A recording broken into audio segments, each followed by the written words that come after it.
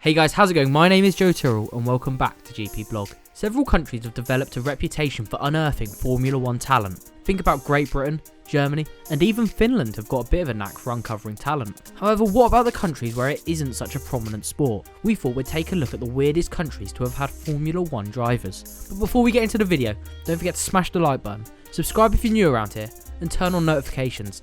That way you'll never miss a video. Let's get into it. Grab your passports because first up we're heading to Hungary, a country known for having Europe's largest lake and the largest thermal water cave system in the world. But Zsolt Baumgartner made his Formula 1 debut at his home race in place of the injured Ralf Furman, and it was set up for him to make a huge impact. Long story short, he didn't. He retired from the race, which would be Fernando Alonso's maiden F1 victory. There were plans for him to race for Jordan in 2004, but when that fell through, something possessed Minardi to take a punt on him. His season was far from impressive. He scored 1 point, albeit Minardi's first in 2 years at the US Grand Prix, and he was never seen in F1 again.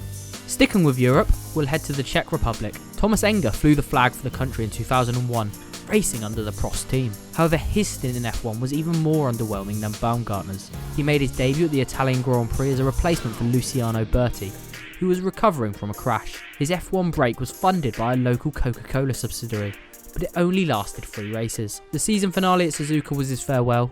3 entries, 0 points. We are switching continents now and we'll start our Asian adventure in Malaysia and Kuala Lumpur, the birthplace of our next driver, Alex Yoong. The Malaysian driver made his debut at the same race as Enger, the 2001 Italian Grand Prix, racing for Minardi. He didn't score any points in the final 3 races of the season, but was chosen to compete for the team the following year. To race in Formula 1 you've got to be fairly talented, but I think it's fair to say Yoong wasn't that. In the 2002 season he failed to qualify on 3 occasions as he missed the 107% cut. He was gone at the end of the season and unsurprisingly never seen in F1 again. Thailand now, and we've seen Alex Albon flying the flag for the last 2 years, but he's one of only 2 drivers to race under the Thai flag.